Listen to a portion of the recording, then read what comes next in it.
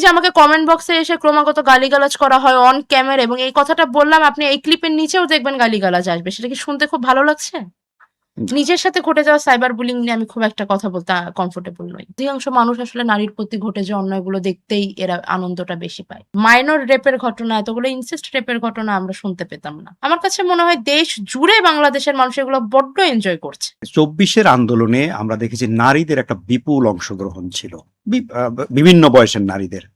কিন্তু এইসব আন্দোলন, এই সমস্ত অর্জন নারীর প্রতি যে সহিংসতা সেগুলো কিন্তু কমাতে পারেনি, বরং আমরা দেখছি যে আসলে খবর বেশি আসছে। আমরা জানি না, কোনো পরিসংখ্যান নাই বেড়েছে না কমেছে। আসলে এই পরিস্থিতি আমরা বদলাতে পারছি না কেন?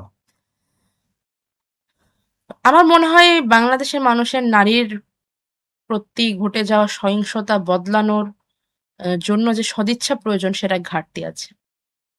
আমি এটা বিশ্বাস করতে নারাজ যে যা বাংলাদেশের সকল জনগণ হুম। এইটার বিরুদ্ধে। কারণ সেটা যদি হতোই তাহলে এত অহরহ কমেন্ট বক্সে নারীদের প্রতি এত গালিগালাজ। আজকে একটা নিউজ দেখলাম, নিউজটা মনে হয় ২-৩ দিন আগের, যে ইংল্যান্ডের সম্ভবত ক্রিকেট কোচ হিসেবে এবার একজন নারী একজনকে রেখেছেন।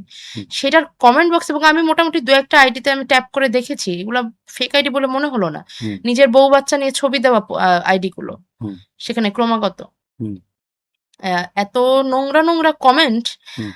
আমি আমি আমি আমার পরিসংখ্যান বলে যে অধিকাংশ মানুষ আসলে নারীর প্রতি ঘটে যে অন্যায়গুলো দেখতেই এরা আনন্দটা বেশি পায়। যখন দু একটা ঘটনা একেবারেই পাশবিক হয়ে যায়, একেবারেই চামড়ার ওপরে কুটকুট করতে থাকে, সেগুলা নিয়ে হয়তো ২-১টা কথা বলা হয়। তা যদি না হতো তাহলে গত ৪ মাসে এতগুলো মাইনর রেপের ঘটনা, এতগুলো ইনসেস্ট রেপের ঘটনা আমরা শুনতে পেতাম না। আমার কাছে মনে হয় দেশ জুড়ে বাংলাদেশের মানুষ এগুলো বড্ড এনজয় করছে। আমার খুব ক্ষোভ রয়েছে। মুখে মুখে মনে হয় সবাই বড্ড বেশি এই বিরুদ্ধে, এই বিচার লাগবে, এটা লাগবে, ওটা লাগবে। মুখে মুখে সবাই ঠিক আছে। এর মধ্যে কতজন আসলে মন থেকে, কতজন মানে সত্যি সত্যি এটার আমার খুব সন্দেহ রয়েছে। কারণ যদি সবাই নারীর প্রতি সহিংসতা দূর হয়ে যাক এটা চাইতো, তাহলে ওরা কারা যারা নারীর প্রতি সহিংসতাটা করছে এবং সাপোর্ট দিচ্ছে? কিংবা এই যে ফেসবুক পোস্টে, কমেন্ট বক্সে অপরাধীর প্রতি অপরাধীর সপক্ষে সম্মতি উৎপাদনের কাজটা করছে, ওই মানুষগুলো তাহলে কারা? আচ্ছা, একসময় আমরা দেখেছি বিষয়টা হচ্ছে একটা দেশে ১০০ জন মানুষের মধ্যে ৬০ জনই যদি নারীর প্রতি ঘটে যাওয়া সহিংসতা, নারী পেটানো দেখতে মানে আনন্দ পায়, তাহলে আর দূর হবে কিভাবে বলেন? আচ্ছা, একসময় আপনি দেখেছি আপনি অনেক সাইবার বুলিং এর শিকার হয়েছেন। এখন দেখেছেন? হ্যাঁ, দেখেছি। ও এখন আর দেখছেন না? না, এখন আপনি এমপি হওয়ার পরে পরিস্থিতি বদলেছে কিনা আমি সেটা জানতে চাচ্ছি। বদলেছে খারাপের দিকে। কিরকম? মানে বেড়েছে আর কি আরো। কিভাবে, একটু যদি ২-১টা উদাহরণ বলেন।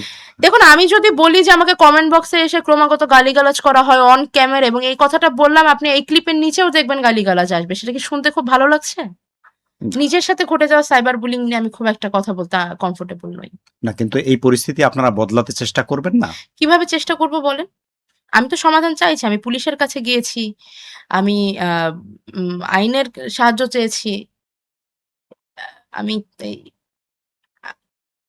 মানে আর কিভাবে চেঞ্জ করতে পারি? আপনার মতো একজন শক্তিশালী নারী যদি না, সাইবার বুলিং এর হতাশ ক্ষেত্রে হয়, আমি মোটেও শক্তিশালী নই।